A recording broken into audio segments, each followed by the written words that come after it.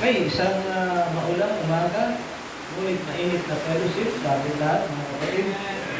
Tumayo na at buksan ang banal na kasulatan sa Ephesians 6:12. Ayan.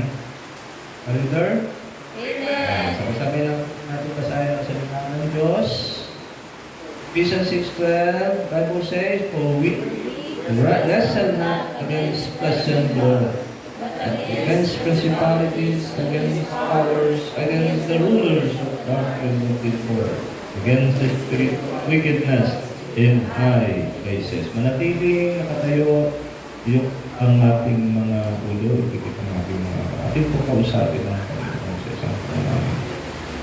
Masalamat po sa presensya ng iyong mga anak.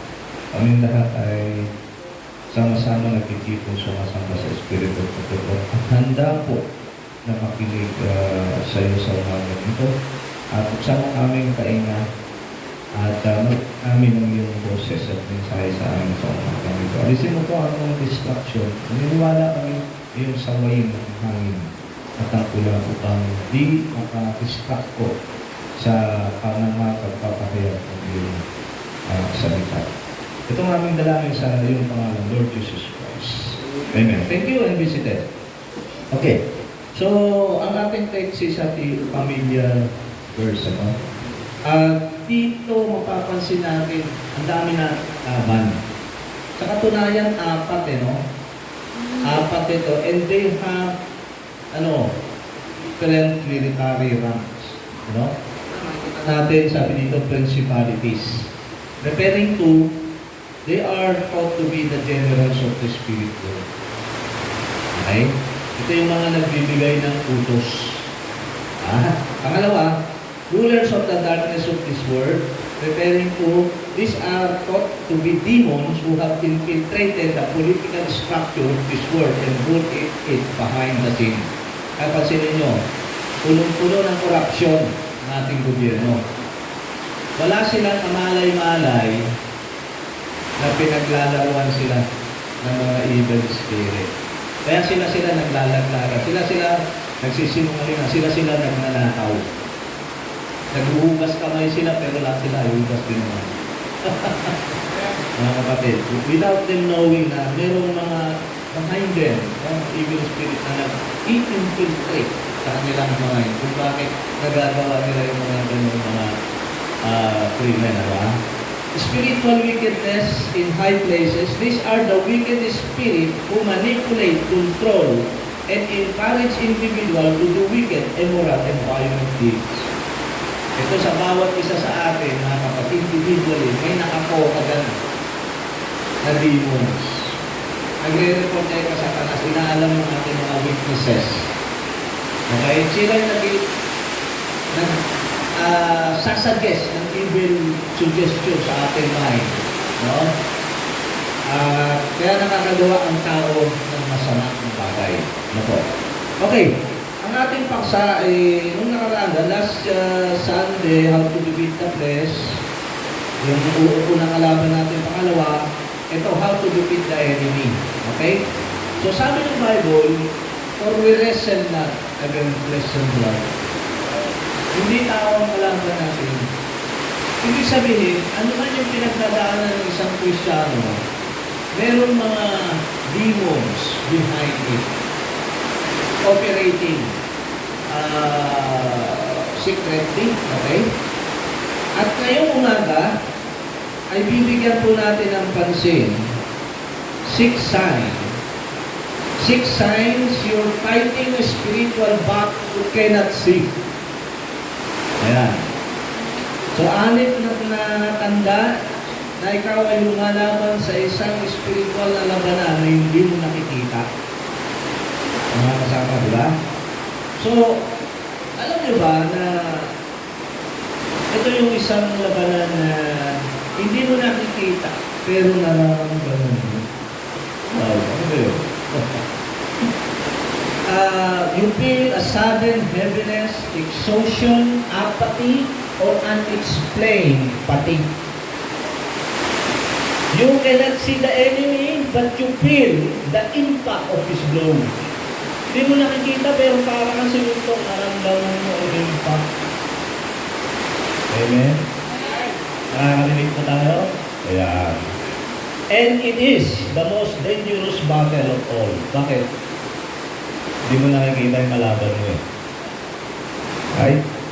So, ano ba yung sign? A sign is an indicator of a hidden reality. Ano po? A physical fever signals infected. Halimbawa si Brother Alves. Kamakailan lang siya ay nagkasakit. Nagkaroon ng infection sa kanito. Yun ang UTI, di ba? So, kaya ka nagnilagnat kasi may infection. So, yung pag-chill mo, yun ang symptoms na mayroon ng infection doon sa iyong kidney. Hindi mo siya nakita. I mean, pero naramdaman mo, di ba? Maramdaman, nakita mo na. Pero yung loob, hindi mo nakita yun. Kung ano nangyayari doon. So, likewise, ganun din, no? Spiritual signal that an unseen warfare is raging. Meron nangyayaring labanan. Meron tayong nararamdaman na pressure kahit hindi natin makikita. Amen? Paul's warning to the Ephesians, no? Na hindi tao ang ating kalaban. In fact, in-enumerate niya one by one. Military term, operating differently.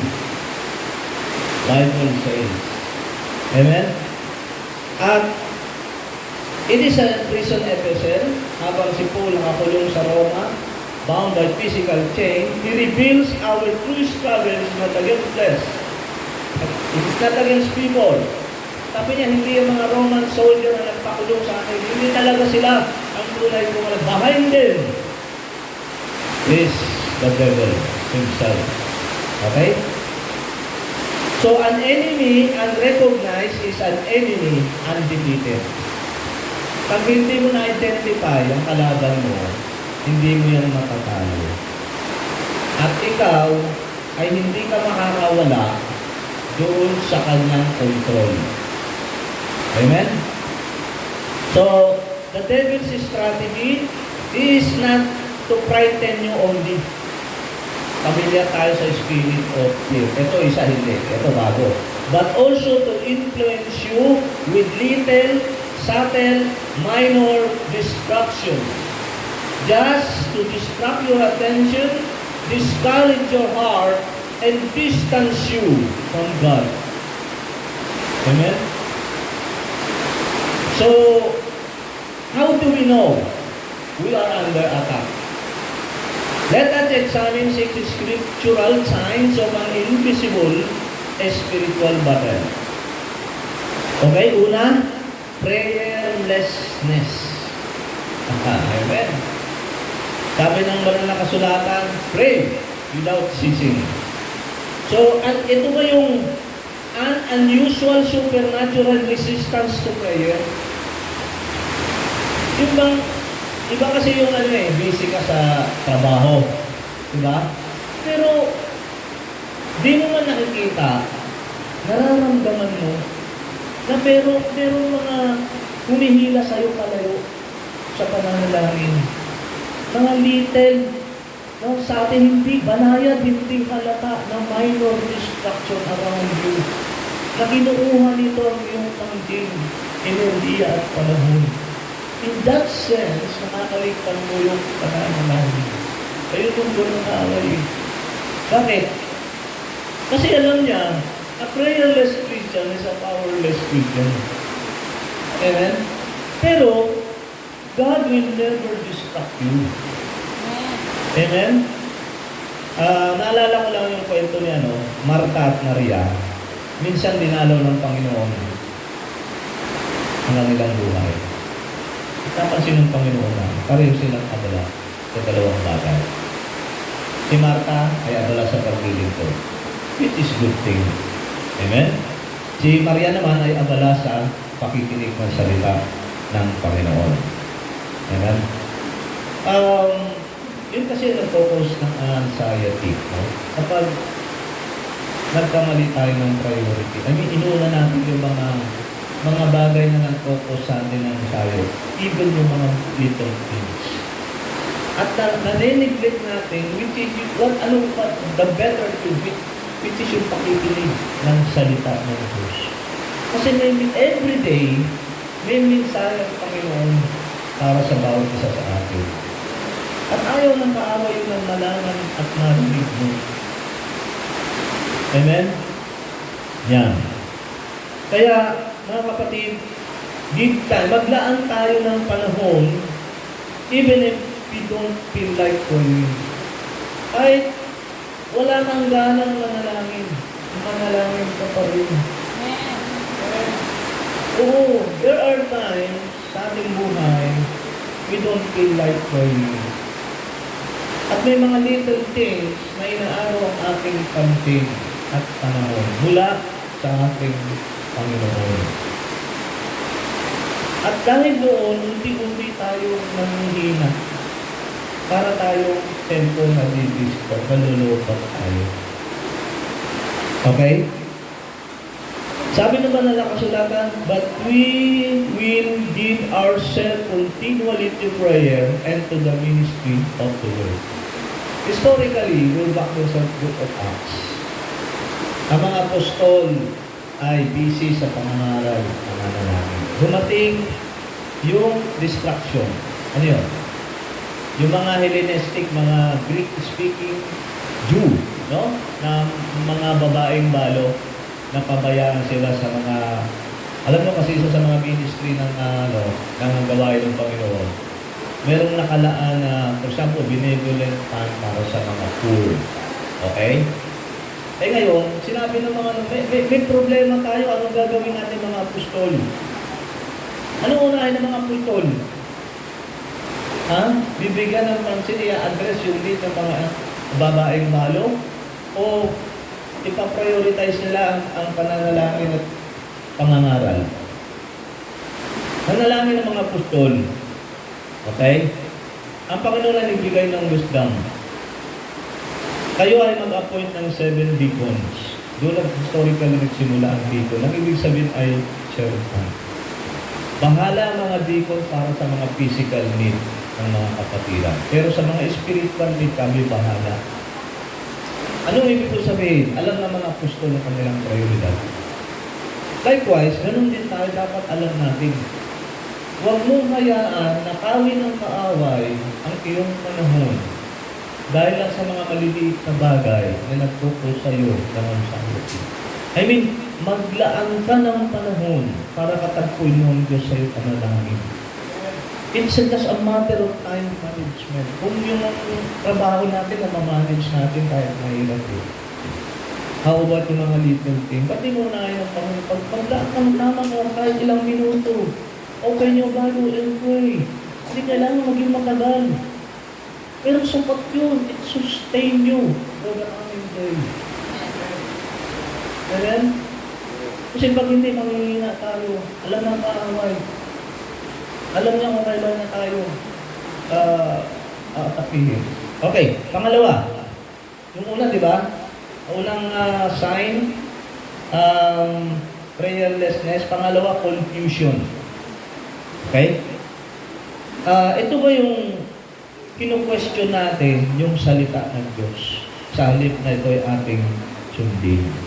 Usually driven by overwhelming emotion regarding many things, such as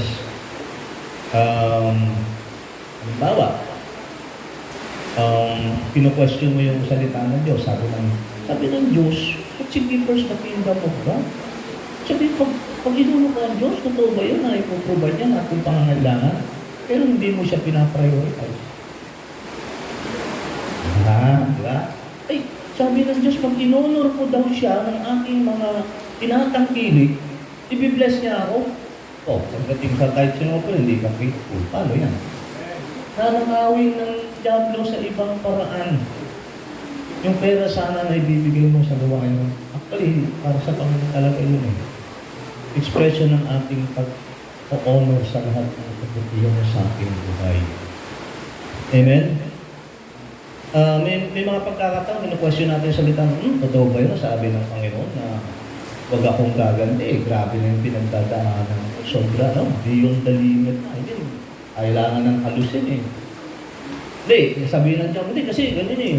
Pag hindi mo kasi inano yan, pag hindi mo nilabanan yung mga yan, mamimihasa yan, ulit-ulitin lang yan sa'yo. Kaya kailangan anuhin mo na yan. Di ba? Yung nangyayari, hindi nagpiputulitad ang salita ng Diyos sa aking buhay. Okay, isa to sa mga subtle attack ng devil. Undetected. Amen? Yeah. O yung pagkalo sa pagtitipon, mahalaga. Di ba? Hindi, siguro naintindihan naman na ng Diyos yun. Yeah. Maliban na lang kung tayo may sakit at talagang hindi natin kaya. Okay, pero kung may pagkakataon ka naman at abot kamay mo naman, I mean, malapit ka lang naman ng lokasyon mo sa local church, huwag ka na magpatubilip na. Kasi isa sa mga subtle attack ng devil. Okay? Manghihina kasi tayo pag wala tayo sa fellowship. Alam niya ang devil yun. Okay? At why sign? Kasi God is not the author of confusion. Ibig sabihin, hindi gagawin ng Diyos na i-confuse ka. Sino may gawa niyan? Ba't ka ba nalilito? Ha? If your mind is chaotic, the confusion is imported from the enemy to delay obedience. Isa sa mga taktika na yan. Sapat yun. I-delay niya yung pagsunod mo sa Diyos. Delayed obedience is obedience.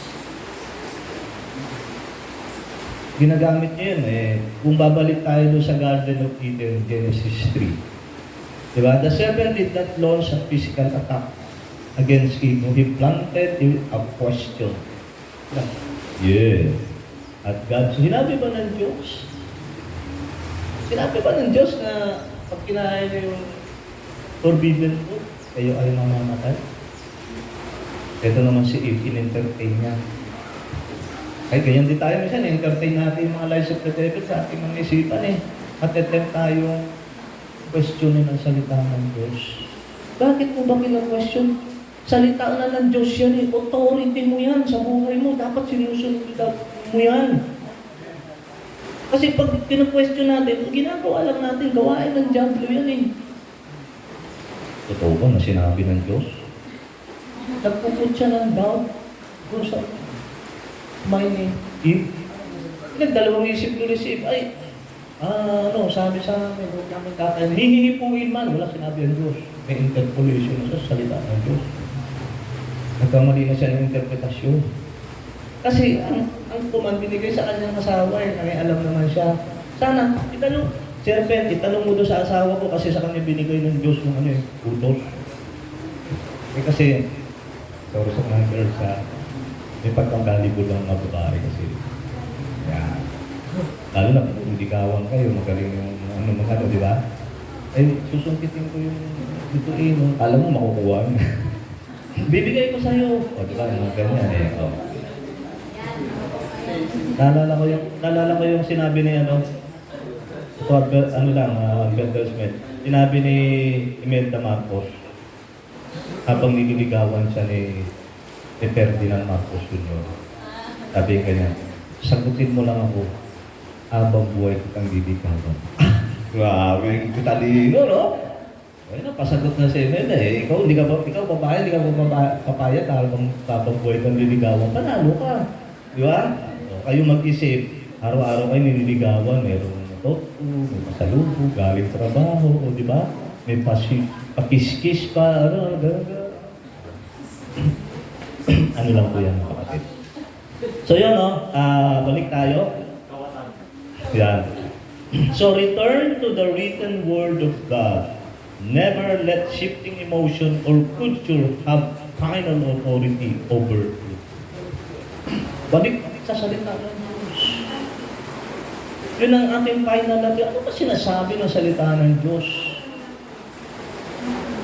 Minsan may nabanggit sa akin si Brother Art. Hindi ko alam kung saan ito nakuha Yung control yung nabanggit na. Pero, siyempre ako, kahit pa paano may spirit of discernment. But ano yan, philosophy yan. Sometimes kasi we do it backward. Pag may problema ako, kailangan i-relax ko ang sarili ko. Mali, pag-pray ka, nabigyan ka, ikalma ka ng Diyos. Ang tama. Galing, di ba? Sa atin, din yan, di ba? Okay sa pandinig, di ba? Pag ikaw nagpapanik, ikalma mo sarili mo. Parang tama, di ba? You do it backward. Sabi ng Bible, manalangin ka, bigyan ka ng Diyos ng ang Spirit. Oh, magkaiba yun. Magkaiba yun, mga kapatid. So, yun, no? Sabi ng Bible, kaya importante dito, mga kapatid, ang lubos na pagtitiwala sa Diyos. Sabi ng kanyang salita, trust in the Lord with all thine heart and lean not unto thine own understanding. Huwag kang mangangahas kapangunahan ng Panginoon. Ibig sabihin, mas marunong pa tayo sa Panginoon. With all thine heart, walang dapat halong pagdududa sa salita ng Diyos. Amen? Amen. Number 3, sign. Exhaustion. Lubhang pagkabagod. Ano Sabi naman na lang sulatan sa Nehemiah chapter 8 verse 10c, the joy of the Lord is our strength. Ito yung ninanakaw ng diablo. Diba? Amen? So, paano niya ninanakaw ito? Kaya sa pamamagitan ng kabigatan, a heavy spiritual weariness without an obvious physical cause. Kakapahinga mo lang, feeling mo pagod na pagod ka. Maliban na lang kung diabetic ka. O kaya may sakit ka. Spiritual exhaustion. Kaya pag nakakaranas ka ng gano'n, alam mo, yung be vigilant. Diba sabi? Alerto na tayo. Under attack tayo Kailangan yung shield of faith, andyan na. Sword of the Spirit, yung opensa, doon na. Balik na sa salita ng Diyos. Ano ba sinasabi ng salita ng Diyos? Rebuke mo. Hindi aalis siya pag hindi mo na-rebuke. Hindi naman everyday ganyan ang ating pakaramdam. Pero may mga sudden heaviness, unexplained spiritual exhaustion that we are going through. Amen? Your joy is gone. Worship feels empty and serving feels like a crushing burden. Magkakaroon ka na ganun damdamin. Mawawala yung pag-alakan mo. Sabi ng Diyos, serve the Lord with gladness. Pero tila ba may kabigatan Saan nagkakaling yun? Saan source nun? Hindi gagawin ng Diyos na tayo ay makaranas ng kabigatan. Yung paglilingkod mo sa Panginoon, parang burden mo.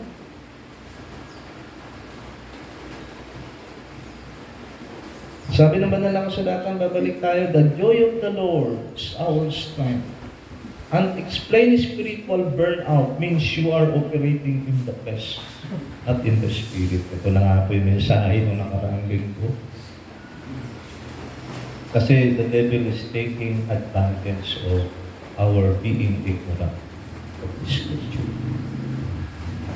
Kaya, kung babalik tayo sa Galatia, ang problema doon yung ganito. Yung pagsunod sa kautusan ng Diyos sa pamamagitan ng ating sariling katakasan. Deception yun. Samantalang, yung sinasabi ni Apostle Paul, apat sa kapangyarihan ng Banal na Espiritu. Walk in the Spirit, and you shall not fulfill. Diba sabi?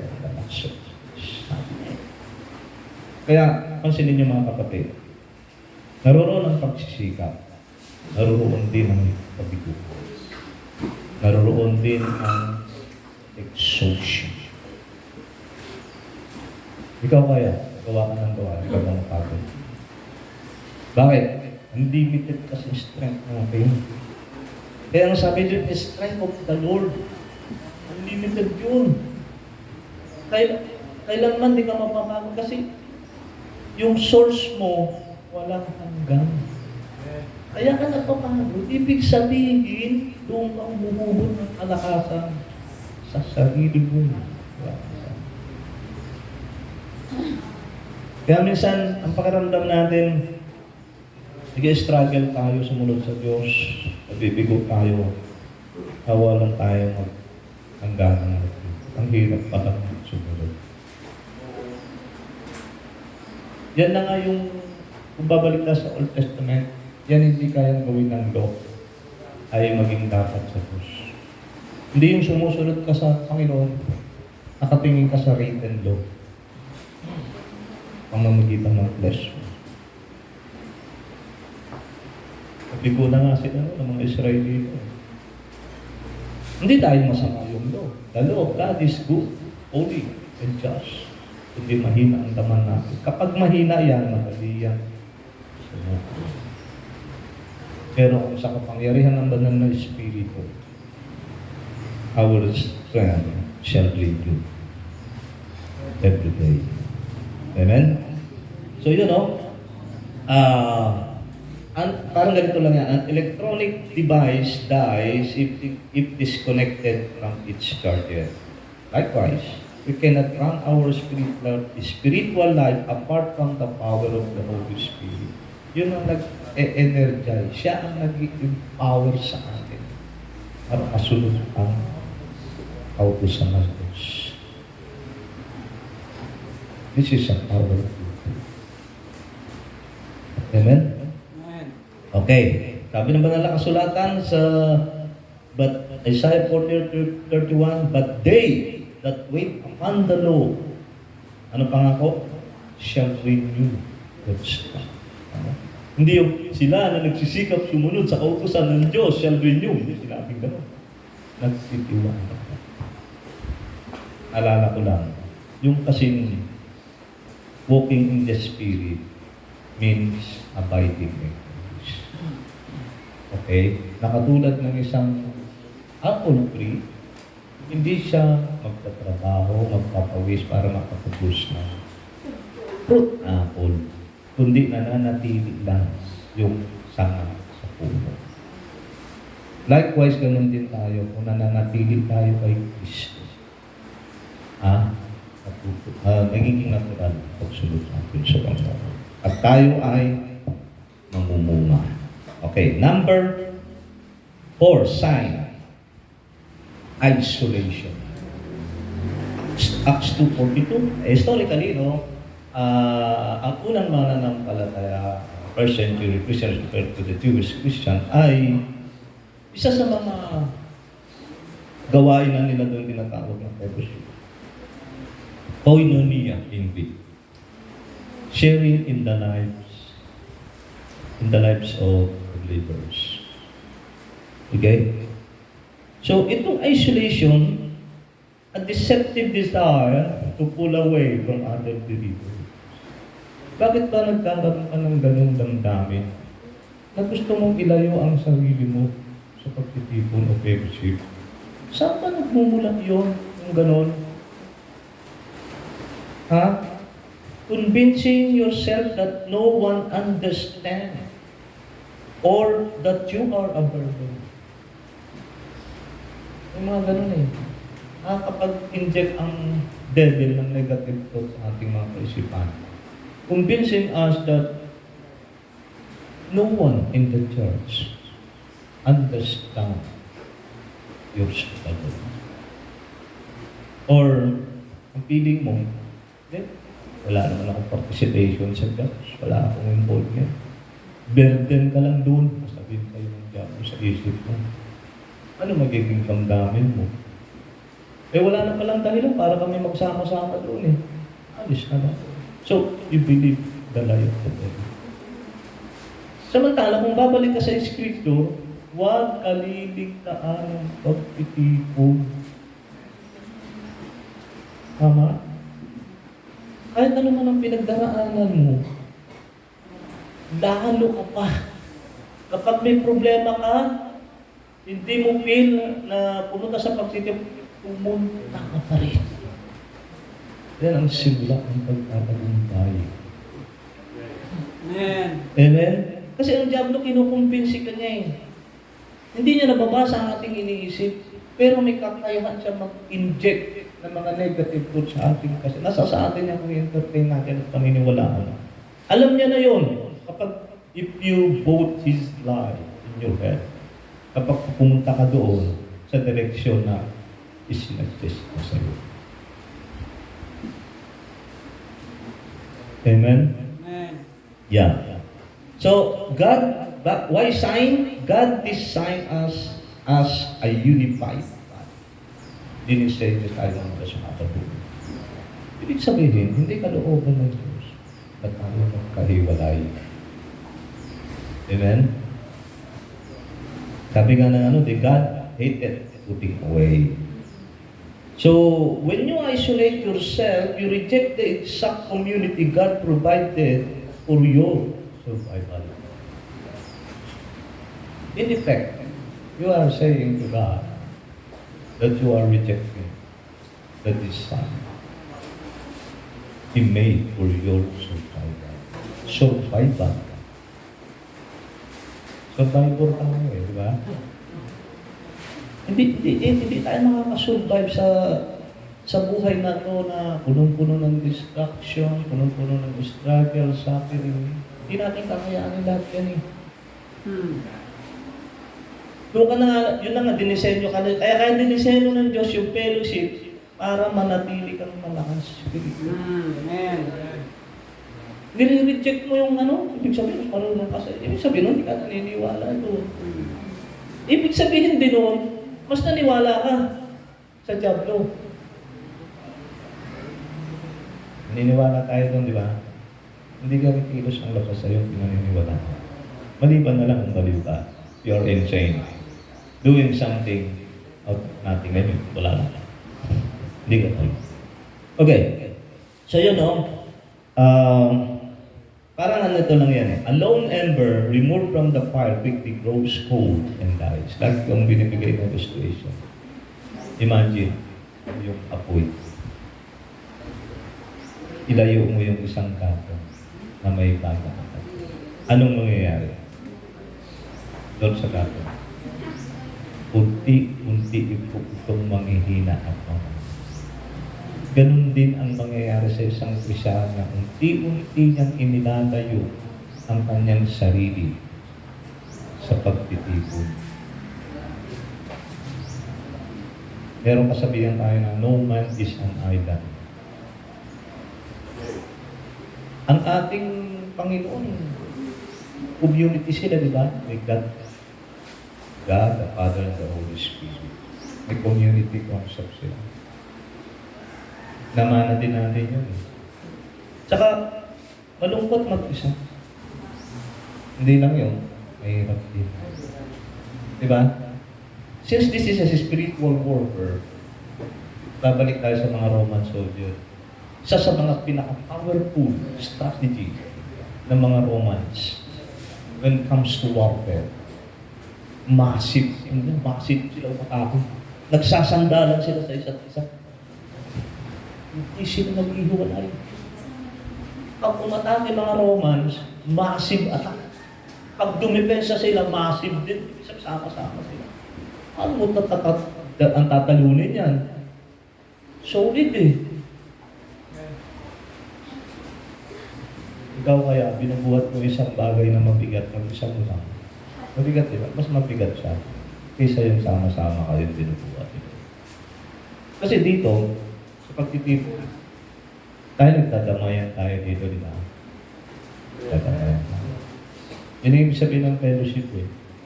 Meron tayong partnership.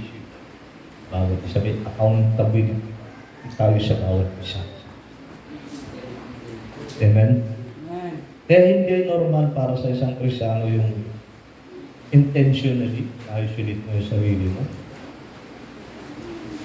Sino bang gusto mong maging kasama kung iiwalay mo yung sarili mo? Ayaw mo kang family of God? Saan ka pupunta?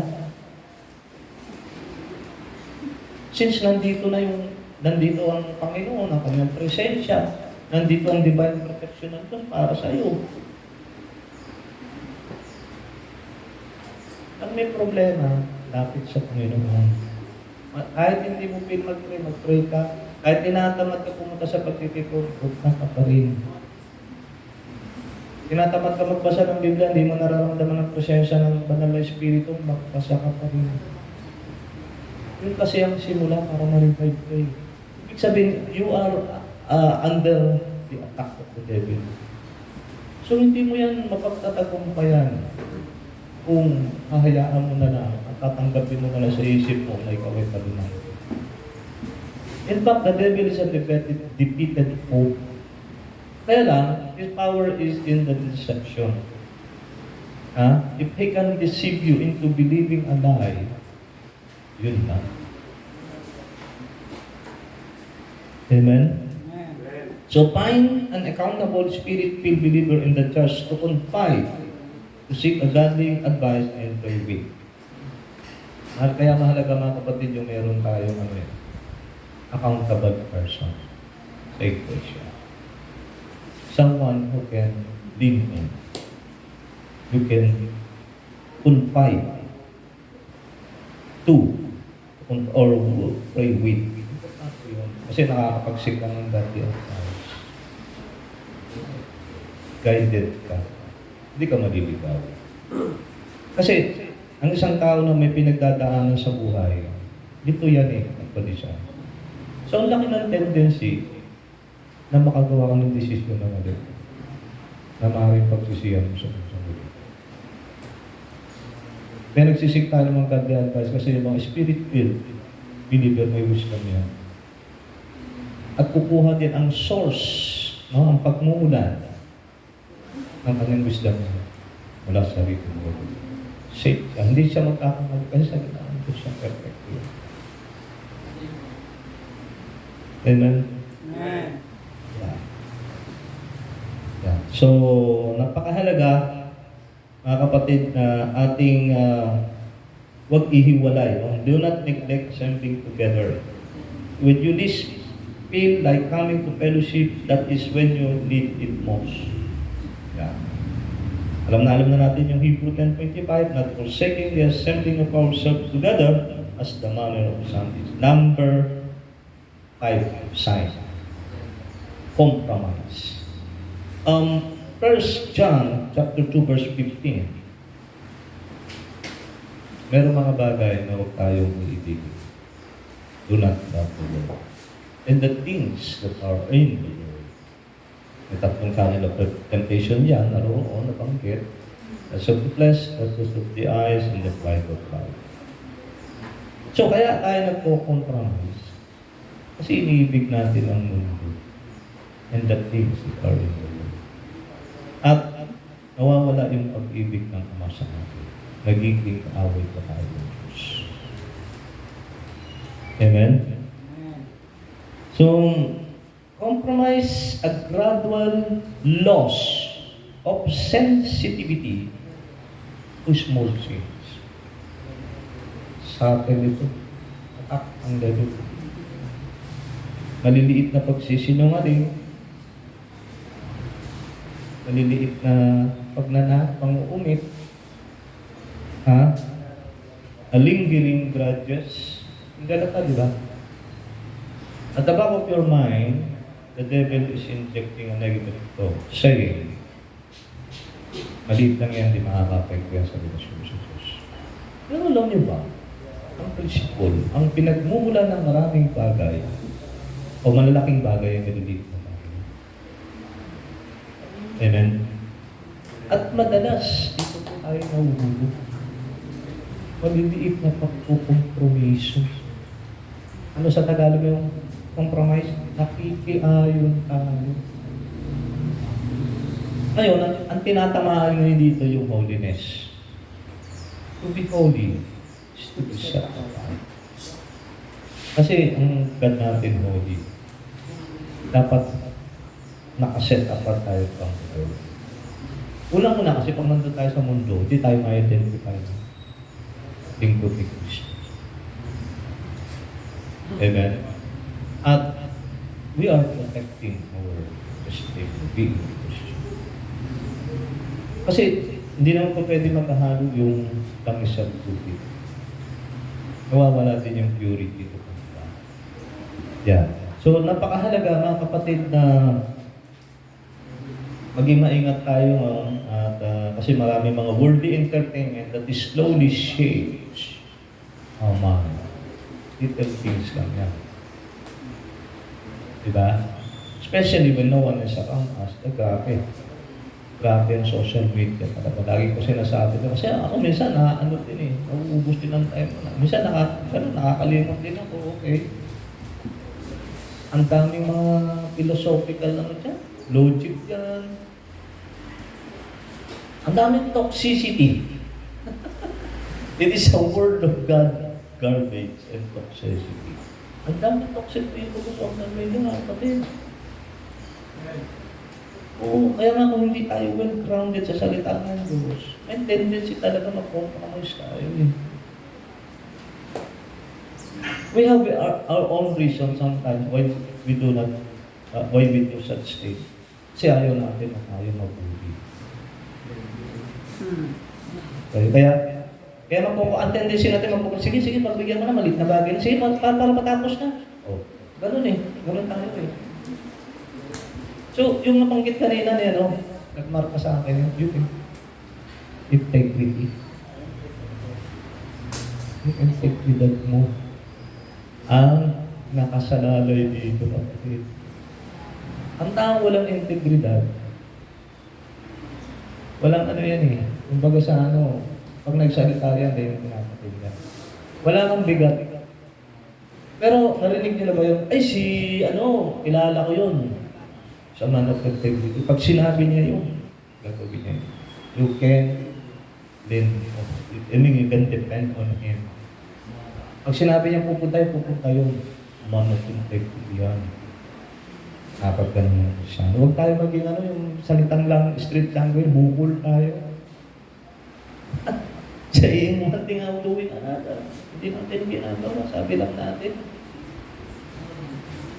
Minsan, we cannot outwit God. Minsan, nagiging makaliliit na pagsisinungaling, ang uumit, mga lingering grudges, hanggang until now, ayaw mo bang i-release sa Diyos yung mga bitterness natin, mga unforgiving spirit. Nakikinig tayo sa sinasabi na, hindi, sakit yung ginawa ko sa'yo. Hindi pwede yun. Ikaw ba, payag ka ba, gaganunin ka? O, ano ang sasabihin nila sa'yo? Kapalag ka na ngayon. Tawa. Ano sabi ng Bible? Ano ba? Akin yan Ako bahala. Relax ka lang. Yun naman pala Hindi sa Panginoon. Ang sarap ng Himalaya. Malaya sa takot, ang forgiving spirit, etc. Amen? Yan. Compromise matindi yan, mga kapatid. So, why sign? Kasi God demands total transformation. Okay? Satan does not need you to fall overnight. He settle for slow, undetected conformity. Halata yun Pag heavy blow. Diba? Pero yung mga banayad naman, maliliit na bagay, undetected, sapat yun ako sa chapter. Na ikaw ma-influence yan. Eventually, ang matindi dito, without you knowing. Hirap no? Kaya mahalagang paksa ito para magkarating na sa victorious Christian living. Para sa ating personal na spiritual growth. Mahalagang mga katotohanan to kasi ang kapangyarihan ng Diyos ay nasa katotohanan ng kanyang salita. Nakakapagpalaya siya Kasi nagiging aware ka, di ba, na ano ba, nakakaramdam ka ng heaviness, isolation, confusion, mga ganyan. Nawawala na yung prayer life mo, wala na, ano na yun? Yan na yung mga red flags. Alerto ka na, di ba? Huwag mo nang hayaan. Kahit, totoo, nandun na ako. Wala kang gana, mahina ka. Pero, yun nga, sabi ba, mahirap gawin ang tamang bagay. Pero yun pa rin ang solusyon doon. Tama pa rin kasi yun. Okay? So mga kapatid, katulad na isang caterpillar undergoes a quiet, systematic transformation. Have you seen yung itlog ng anong ba yung pupa ko? Larvae, kaya sabi na, pansin natin, may silang ang buhay, may transformation, may steps Mula sa itlog, tapos magiging uod, tapos mag-transform siya into a beautiful butterfly. Di ba? Pero si Satanas, ito, may counterfeit transformation kasi siya The enemy wants a reverse transformation, quietly trapping you in compromise. Ang compromise kasi parang ginagaya mo lang. Marahil na pressure ka, ayaw mo mabuli, o takot ka na sa gulo. Pero ang kalooban ng Diyos kasi yung pagbabago magsisimula sa atin, dito, sa ating isipan. Dito nagsisimula ang transformation. Katulad ng caterpillar. May kalooban ng Diyos. Nais ng Diyos na tayo ay may isang tao na gusto niyang mangyari. Kailangan talaga mag-undergo tayo sa transformation. Okay? At sinasabi naman na nakasulat, and be not conformed to this world, but be transformed by the renewing of your mind. Okay. Last sign. Hopelessness. Palagay ko ito pinakamatindi sa lahat ng sign. Ito ba yung estado ng Christian life na where hope disappears? Nakakaramdam ka ng hopelessness. In despair ka. Nadi-depress ka. Sounds familiar. Amen? So making prayer feel pointless. Wala na, hopeless ka na Wala kang matanaw na pag-asa. Ano pa? Obedience feels impossible.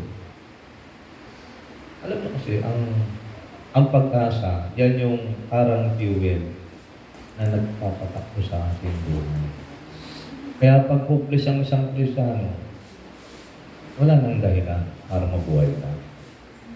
Kaya lang tayo nabubuhay o nagpapatuloy ito para mabuhay kasi meron tayong mga inaasahan pa sa ating buhay.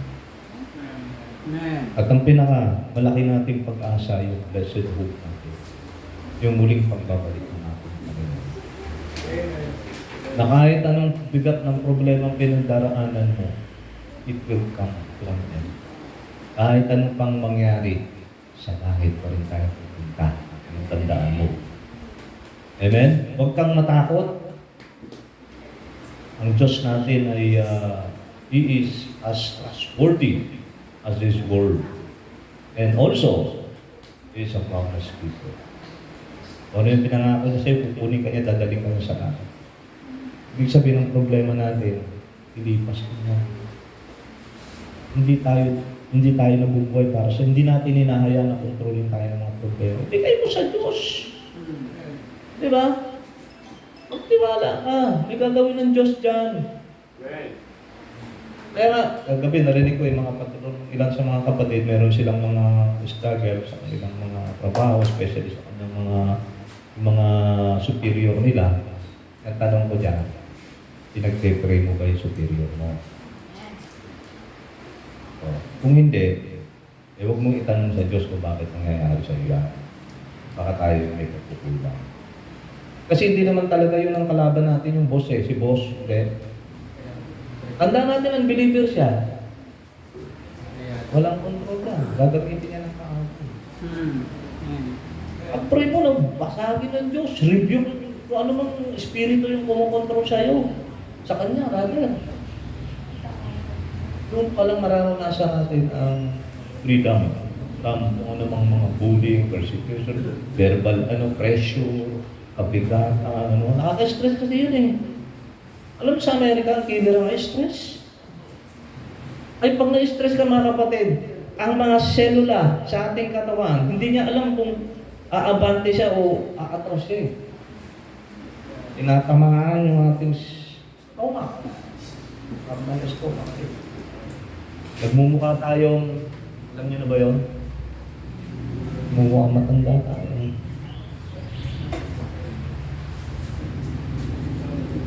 So mga kapatid, yun. And the future, yun nga, feel entirely God. Pag-focus ang nakakarap na focus ng isang Kristyano. Ang pagtingin niya sa kinabukasan ay katulad ng kadiliman. Wala kang makita. Wala kang matanaw.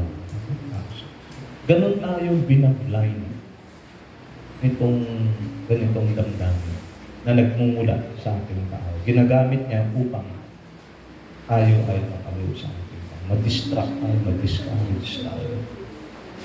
Hindi natin magawa yung dapat natin gawin. Diba? Hindi natin maibigay yung best natin. Distracted tayo eh. Amen? Why sign? God is the God of hope. Sabi doon sa Romans 15:13, Now the God of hope fill you with all joy and peace in believing that you may abound in hope to the power of the Holy Ghost. Hindi gagawin ng Diyos, tatanggalan ka ng pag-asa. Sino may gawa nan?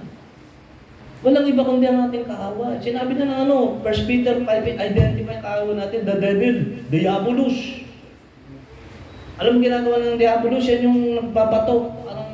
Parang may membrane yung utak natin, binabato niya ng binabato hanggang sa bumigay. Kung minsan yung nerve natin bumibigay eh. Kasi nga, ang dami niyang ginagamit. Niyag-isip niya, hindi, kailangan relax mo sarili mo, kailangan magpakatatag ka. You're walking in the flesh. If ang otoridad sa buhay natin, ang kalakasan natin ng Panginoon, sabi, ano sabi? Trust in the Lord. Saan ka ba talaga nagtitiwala? Meron eh, hindi 100% eh.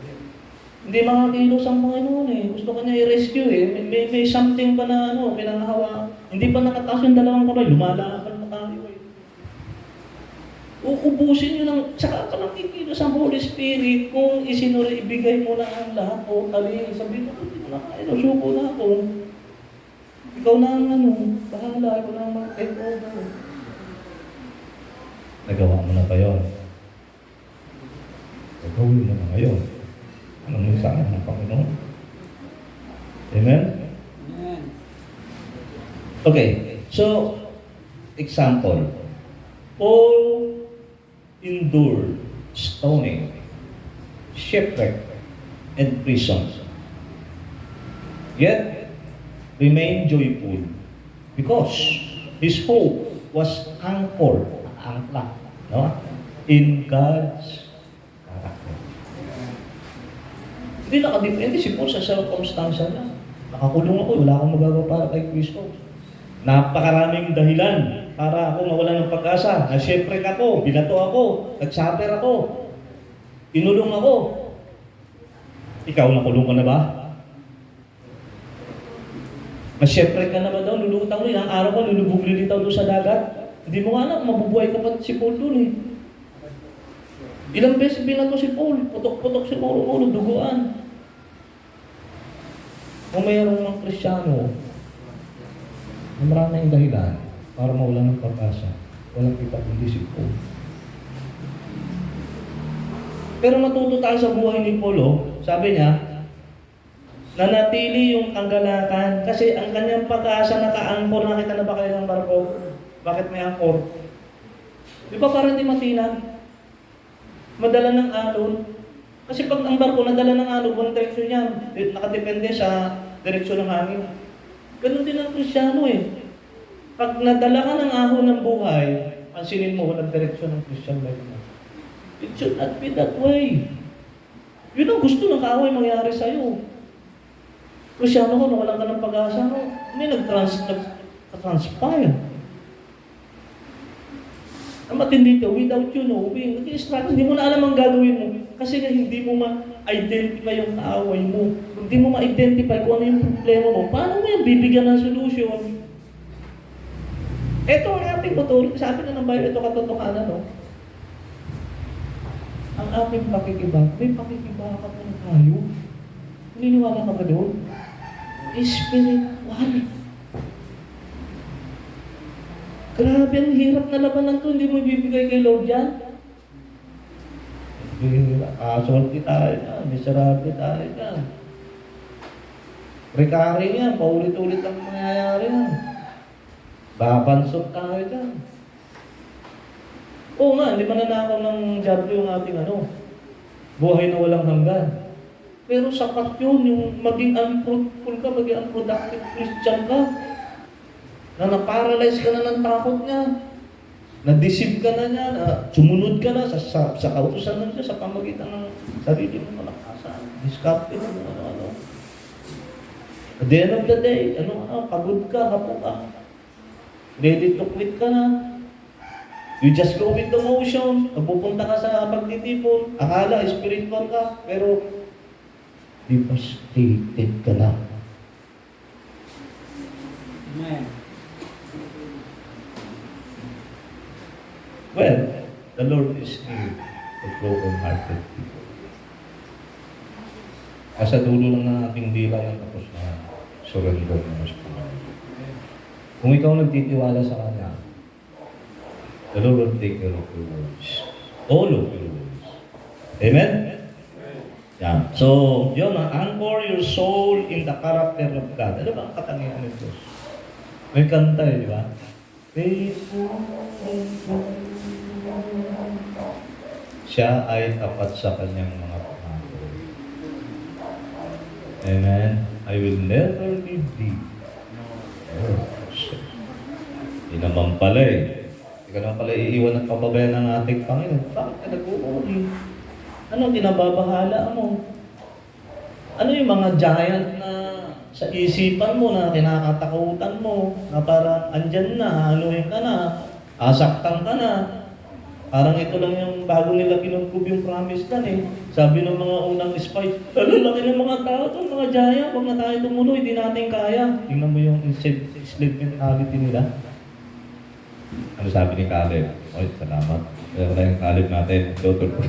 Caleb tsaka nasama si Joshua. Ayo na! Mabungang land yun! Bakit ganun na lang yung kumpiyansa nila? Kasi kung nagtitiwala sila sa salita ng balikan mo promise ng Diyos, ibinigay na sa kanila. Hindi pa man, nandoon na. Nandun na ang kanilang paniniwala. Ibinigay na ng Diyos para sa kanila. Ngayon, ibinigay na sa atin ang freedom. Napagtagumpayan na yan ng Panginoon at the cross. I-appropriate natin sa ating buhay. Ilahat. Yung kapangyarihan na yung pinagtagumpayan na ang ating Panginoon. Huwag tayong maniwala sa guideline ng Diablo. Hindi, slave pa rin kayo, mahina pa rin kayo, wala kayo talaga. Worthless talaga kayo. Sabi ng Diablo sa isip natin, di ba?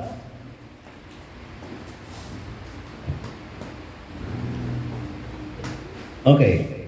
Sudden prayerlessness, confusion, exhaustion, isolation, compromise, and hopelessness are not random. They are symptoms of spiritual warfare.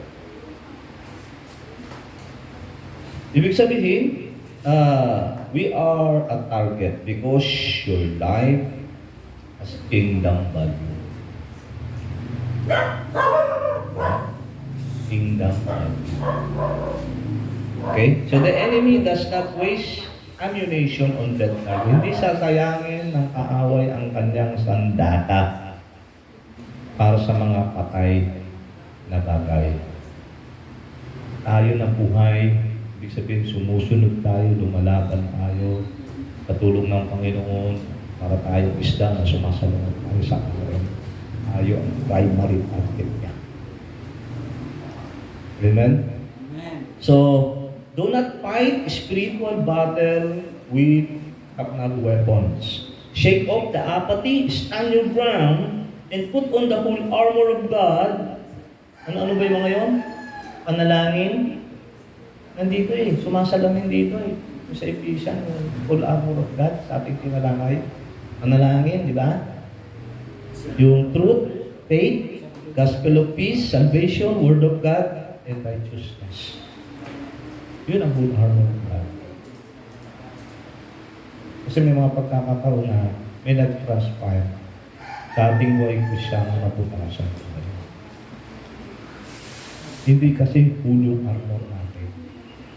Meron tayong armor. Ano bang armor ang hindi mo nilagay? Baka prayer. Naputasan ko. Sapat yun para mangingat ka. Sapat yun para ma-influensyahan ka ng diablo. Amen. Kaya lagi tayong mapagtantay. Tandaan natin, the Christian life is not a playground. It is a battleground. But the victory is already guaranteed through Jesus Christ our Lord. Ito pang mensahe ng Diyos sa atin tanghaling ito. God, again, the greatest story. Amen.